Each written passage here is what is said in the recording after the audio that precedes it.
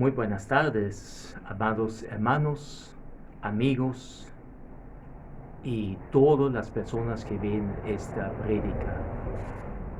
Bienvenidos a otro culto vespertino virtual de la Iglesia Bautista El Dorado.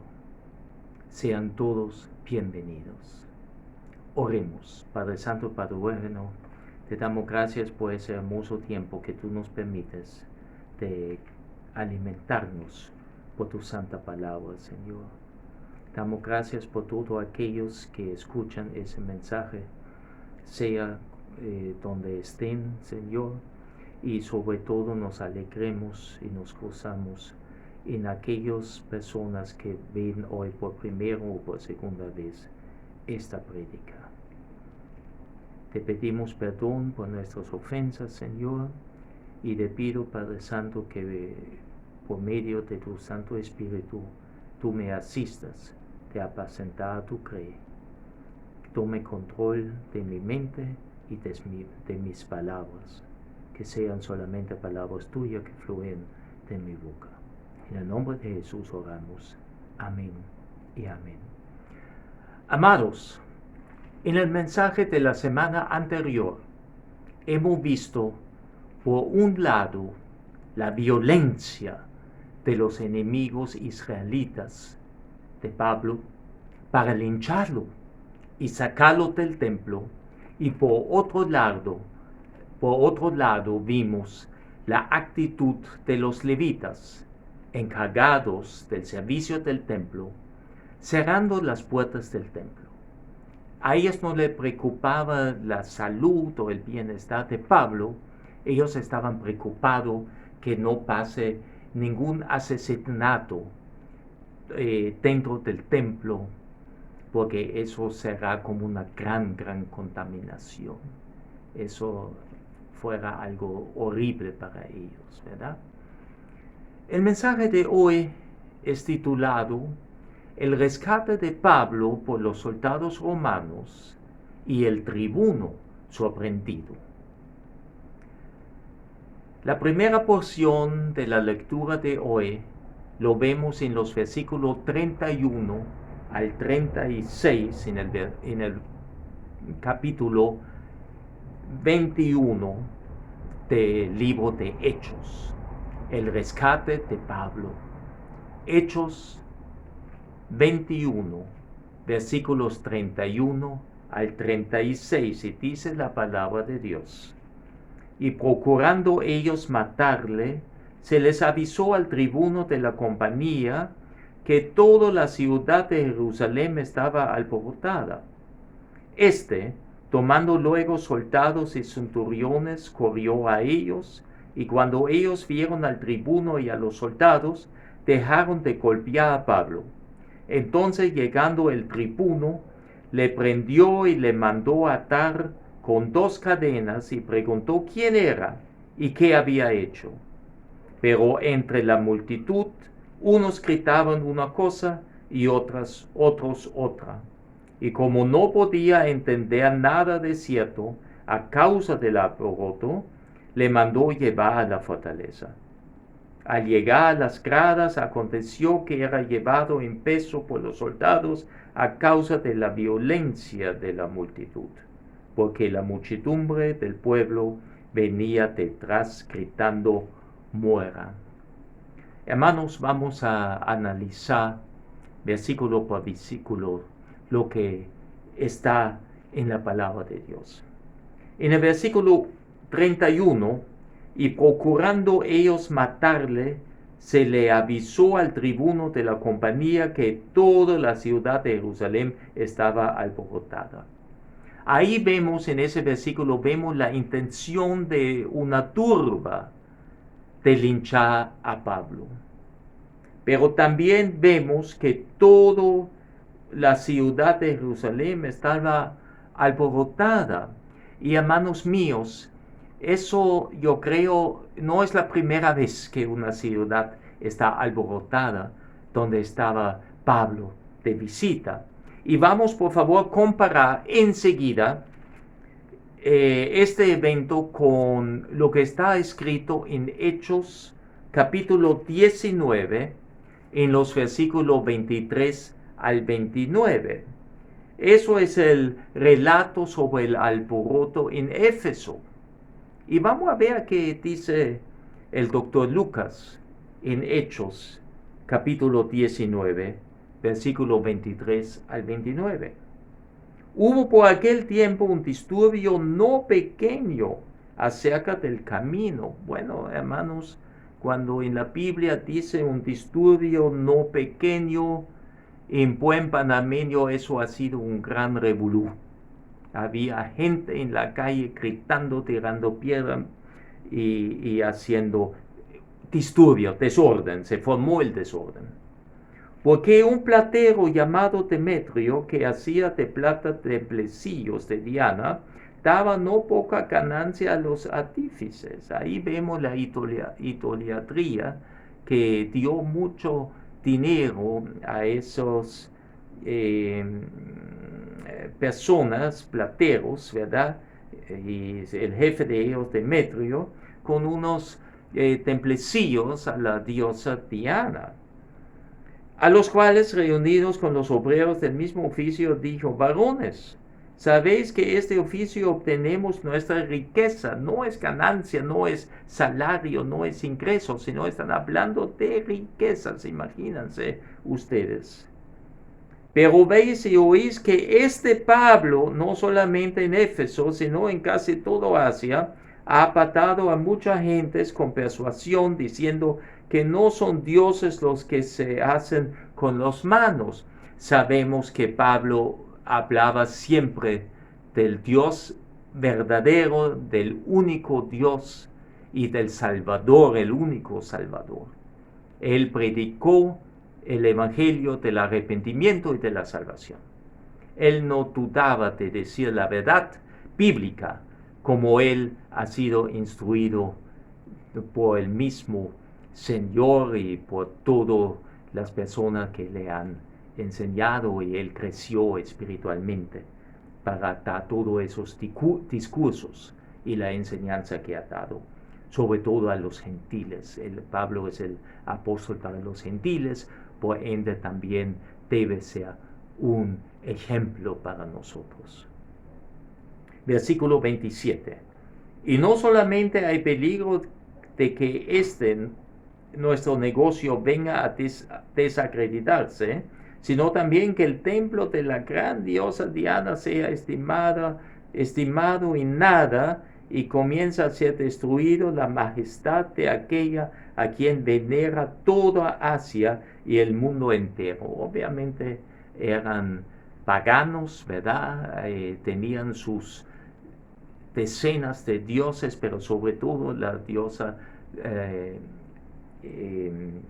Diana era muy, muy venerada por esa gente allá en el área. Cuando oyeron estas cosas, se llenaron de ira y gritaron diciendo: grande es Diana de los Efesios. Ven la ira, los gritos, muy parecido a lo que estaba pasando en Jerusalén. Y la ciudad se llenó de confusión, y a uno se lanzaron al teatro arrebatando a Gayo y a Aristarco, macedonios, compañeros de Pablo. Ahí también confusión, gritos, violencia, se lanzaron contra algunos compañeros de Pablo. Muy parecido la situación vemos ahora en Jerusalén. Y como siempre, Pablo estaba ahí. Versículo 32. Tomando luego soldados y centuriones, corrió a ellos, y cuando ellos vieron al tribuno y a los soldados, dejaron de golpear a Pablo.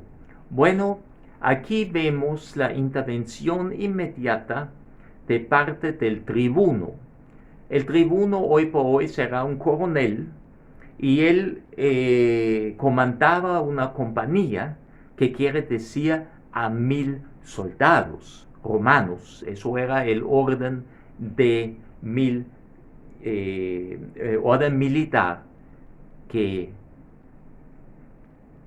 y también la compañía tenga 1000 soldados. Pero también él vino inmediatamente para mantener la paz y el orden público, porque eso era un problema para los romanos allá, como fuerza ocupación de Jerusalén y todo Israel en el área allá de los judíos.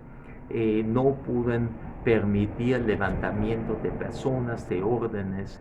Eso fuera un gran problema para el tribuno y todo los cónsules y procónsules puesto ahí por el César de Roma, ¿no? Tuvieron que mantener al país en paz, sin orden público. Pero obviamente vemos aquí que llegaron muchos soldados. Ya dijimos, la compañía tenía 1000 soldados, entonces imagínense 1000 soldados y los centuriones, y cada centurión comandaba entonces a 100 soldados. Entonces ya eso era una fuerza de orden pública, vamos a decir, respetable. Y ante la presencia de tantos soldados, la turba se calmó, dejaron de golpear a Pablo, como dice el versículo 32. Y en el 33 vemos, entonces, llegando el tribuno, le prendió y le mandó a atar con 2 cadenas y preguntó quién era y qué había hecho. El tribuno, aparentemente suponiendo que Pablo había cometido algún delito, mandó atar a Pablo con cadenas, con grilletes, ¿verdad?, para llevarlo para interrogación. Porque él no conoció a Pablo, por eso preguntó obviamente quién era y qué había hecho. Pero fíjense ahora el versículo 34. Pero entre la multitud, unos gritaban una cosa y otros otra, y como no podía entender nada de cierto a causa del alboroto, le mandó llevar a la fortaleza. Bueno, aquí vemos ese inmenso tumulto ruidoso que el tribuno no pudo entender ni una sola palabra lo que estaba preguntando a Pablo, y seguramente lo que Pablo estaba contestando. No se entendía ni la propia palabra. Pero también en ocasión anterior hubo tumultos ruidosos que la gente estaba gritando que les venía en ganas. Y vamos por favor al capítulo 19 de Hechos, el libro de Hechos. Obviamente también en Éfeso, cuando Pablo estaba en Éfeso, en el capítulo 19, en el versículo 32, se forma parte de ese alboroto en Éfeso. Pero ¿qué dice el versículo 32? Para comparar palabra por palabra eventos anteriores que lo que estaba ocurriendo ahora en Jerusalén. Dice el versículo 32 de Hechos 19 lo siguiente: unos pues gritaban una cosa y otros otra, porque la concurrencia estaba confusa y los más no sabían por qué se habían reunido. ¿Eso no les parece conocido en muchas protestas de hoy? Que la gente grita y no se sabía que están gritando, y muchas veces ni siquiera saben para qué están o contra qué están protestando, para qué están manifestándose. Solamente gritar para gritar y tirar piedra. Bueno, volvemos entonces a nuestro texto original en el capítulo 21 de Hechos, y vamos al versículo 35. Al llegar a las gradas, aconteció que era llevado en peso por los soldados a causa de la violencia de la multitud.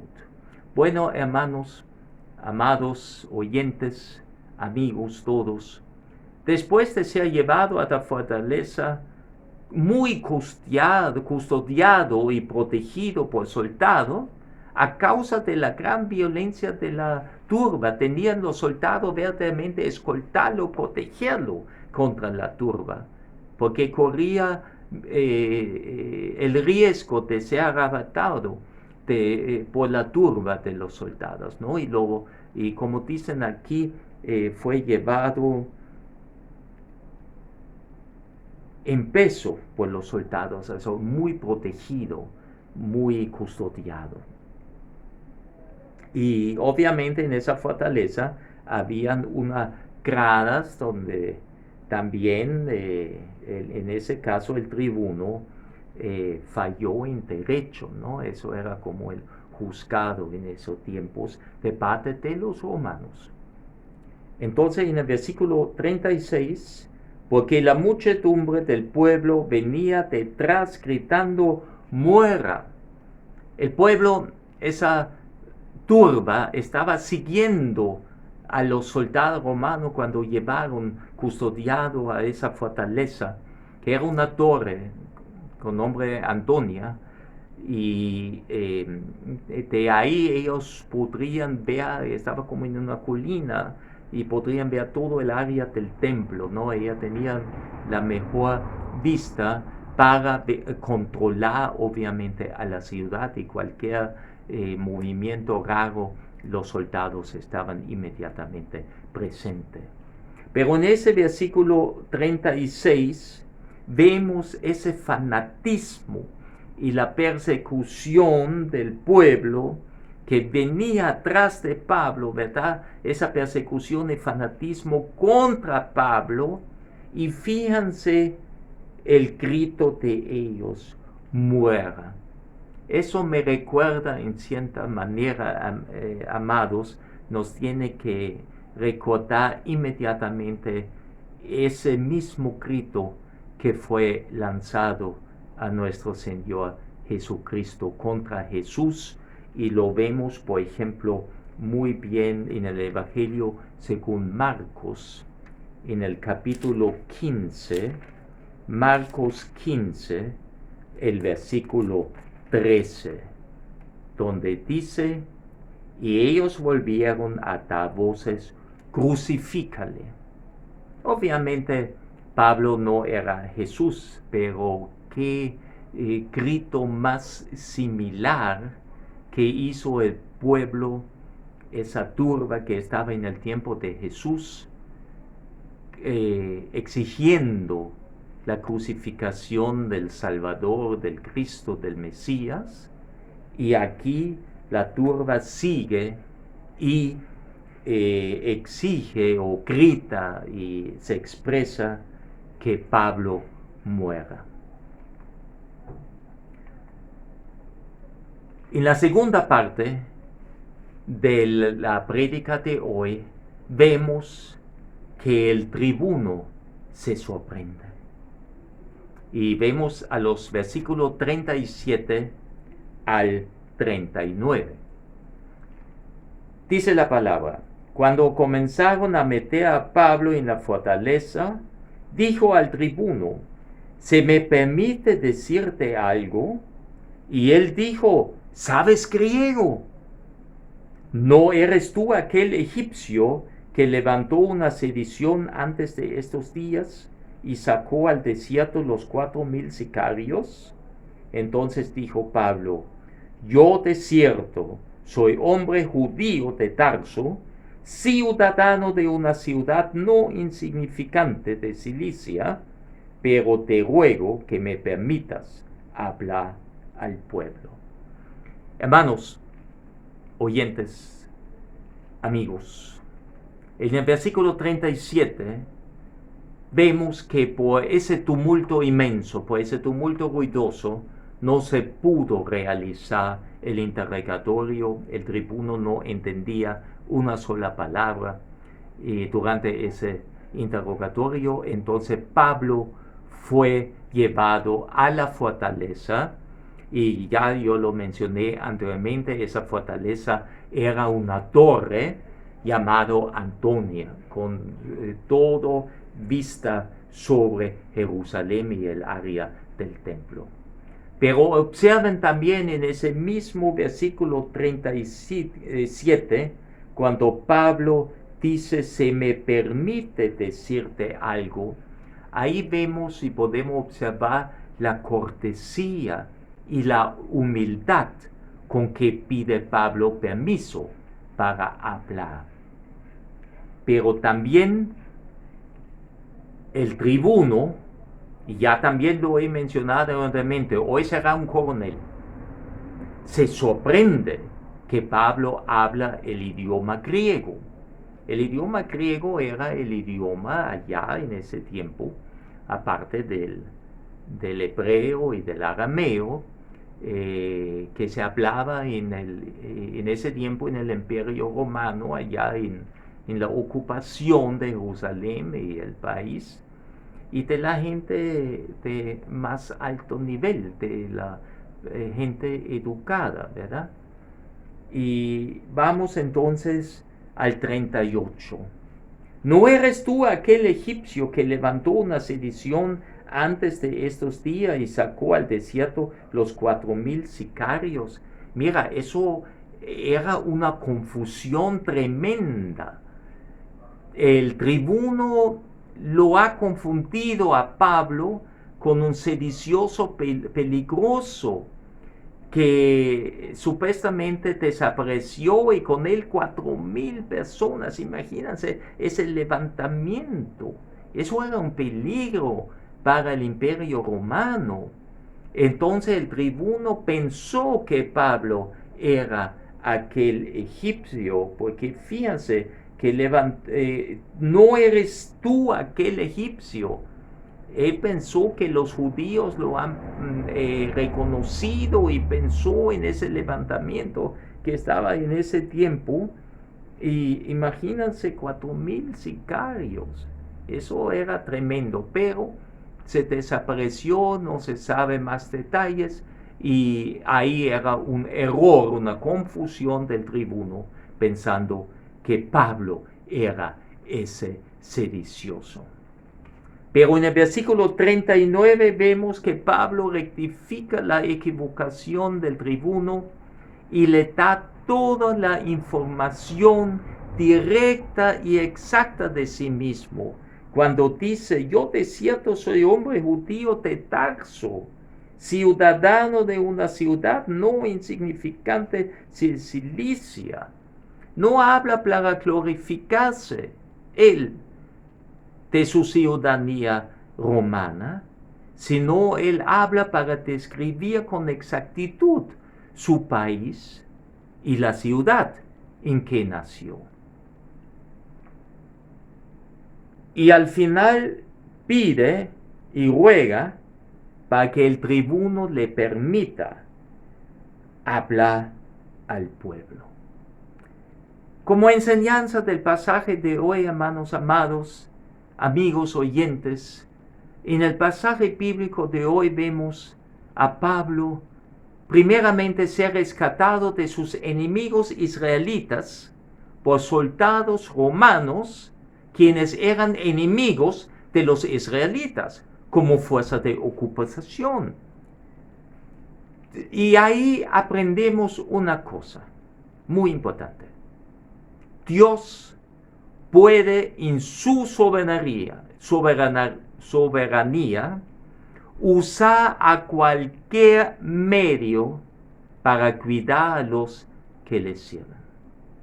Dios es soberano y Él puede hacer lo que Él tiene en su plan para cada uno de nosotros. Pero de una cosa estoy seguro, que Dios nos cuida los que le sirven. Aún en las situaciones difíciles, Dios siempre va a estar a nuestro lado. Y vemos a Pablo pidiendo con una admirable compostura permiso para hablar al tribuno primeramente, para aclarar la confusión del tribuno, y luego de rogarle que él quisiera dirigirse al pueblo.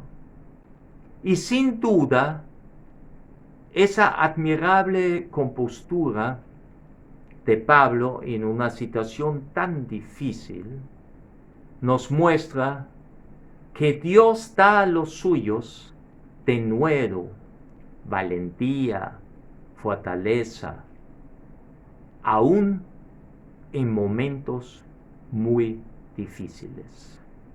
Y hermanos, yo quisiera recordarles lo que dice el evangelista Mateo, el apóstol Mateo, en el capítulo 28, en el versículo 20 al final. Y es una promesa de nuestro Señor Jesucristo para ti y para mí, todos que servimos al Señor y que somos hijos e hijas de Dios. Y aquí yo estoy con vosotros todos los días hasta el fin del mundo. Amén. Oremos. Padre Santo, Padre bueno, te damos gracias por tu enseñanza, que cada vez que cuando estudiemos tu santa palabra, aprendemos, Señor, crecemos en nuestra fe, en espíritu, por medio de tu Santo Espíritu, Señor, que nos hace comprender, entender y crecer, Señor. Gracias por ese ejemplo del apóstol Pablo, que él está demostrando, Señor, su fidelidad a ti, Señor, en todo momento, a través de todos esos problemas que él ha obtenido durante sus viajes y al terminar ahora su tercer viaje misionero en Jerusalén, en tiempo de Pentecostés. Pero él está ahí como soldado, Señor. Y gracias a Dios por eso, por esa enseñanza. Hermanos, quisiera orar ahora por todos aquellos que todavía no tienen Jesucristo en su corazón. Amigo oyente, tú todavía no tienes una relación con Dios. Tú no has llegado a los pies de Cristo y lo has recibido como tu Salvador, Señor, su Salvador personal y Señor, para que te aseguras ya, mientras que puedas, porque no sabemos qué será mañana, dónde vas a pasar la eternidad. Y créame, la eternidad dura mucho tiempo. Entonces vamos a orar por el momento. Padre Santo, Padre bueno, te pido especialmente que tú toques en ese momento algún corazón de alguna persona que todavía no te conoce, que no te ha recibido como su Señor y su Salvador. Toque ese corazón, abre ese corazón para que tú puedas entrar. Y amigo, ore conmigo. Padre Celestial, reconozco que soy pecador. Me arrepiento y te pido perdón por mis pecados, porque yo no me puedo salvar a mí mismo. Pero yo sé que tú moriste en la cruz por mí, por mis pecados, y que tu sangre fue el precio por mis pecados.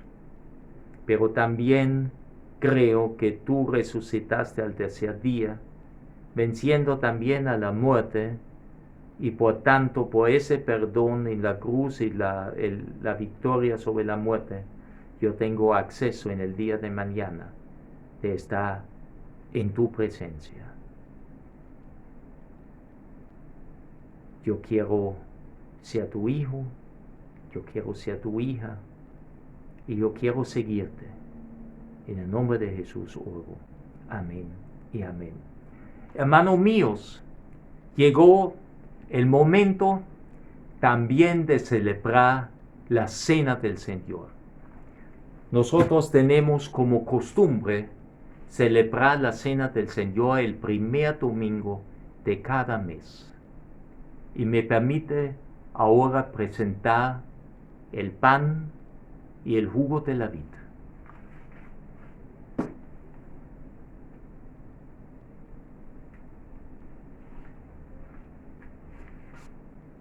Y vamos a orar por el pan y el jugo de la vid. Padre Santo, Padre bueno, te damos gracias por ese privilegio de poder reunirnos una vez más en tu santo nombre para celebrar en conmemoración a nuestro Señor Jesucristo la Cena del Señor. Padre Santo, bendice ese pan que representa al cuerpo golpeado y entregado por nosotros de parte de Jesús. Allá golpeado y crucificado en esa cruz, ese cuerpo, estamos aquí conmemorando lo que Jesús hizo por medio de ese pan.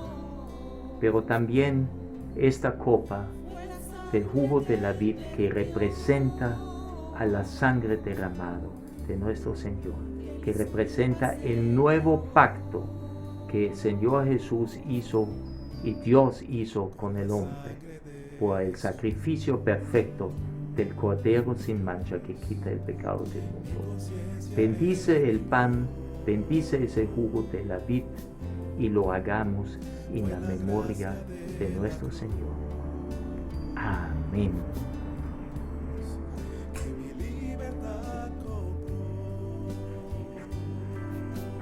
Dice la palabra de Dios y les quiero pedir que antes de participar en la cena del Señor, pedimos perdón una vez más por nuestros pecados, para que no tomemos indignamente la cena del Señor. Si tienes algo pendiente con un vecino, con un amigo, con otra persona, pide perdón.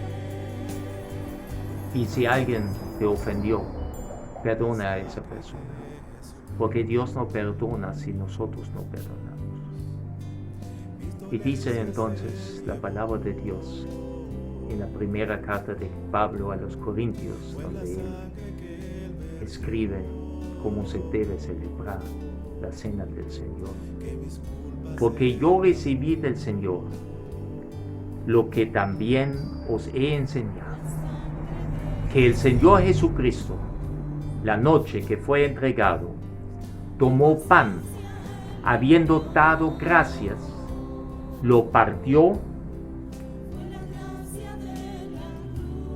y dijo: tomad, comed, esto es mi cuerpo que por vosotros es partido. Haced esto en memoria de mí. En tu memoria, Señor Jesús.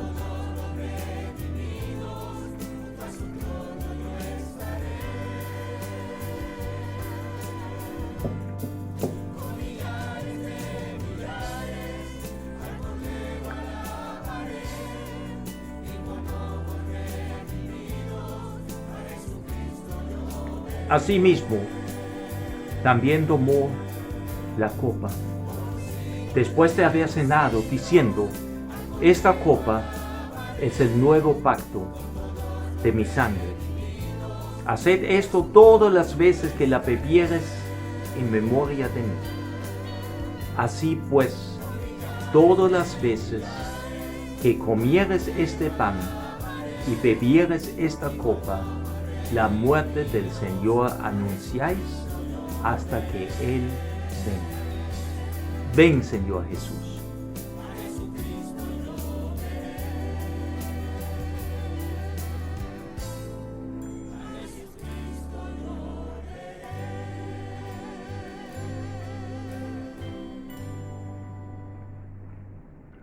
Hermanos, oremos para despedirnos. Padre Santo, Padre bueno, te damos gracias una vez más por ese hermoso tiempo en comunión con mis hermanos de forma virtual. Te damos gracias por Panamá siendo un país libre, sin persecución, donde podemos en cada esquina, en cada rincón, con cada persona que así lo desea, conversar libremente de ti. También te pedimos en este momento por las autoridades, como tú nos mandas, de orar por las eminencias. Señor, guarda al señor presidente, guarda a la ministra de Salud, guarda a los demás ministros, autoridades, científicos, directores de instituciones que están ahora mismo a cargo del manejo de nuestro país por la crisis de COVID-19, Señor.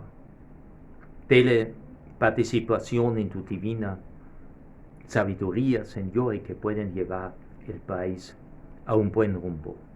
Pero también, Padre Santo, te ruego que tú haces entender a muchas personas, conciudadanos de este hermoso país, que el virus es algo serio.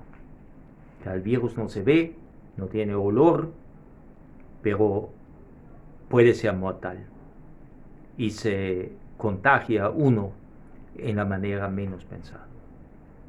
Y ese repunte de los casos muestra obviamente, y esos conglomerados específicos en ciertas áreas, muestran claramente que nuestra población no está acatando las instrucciones de las autoridades.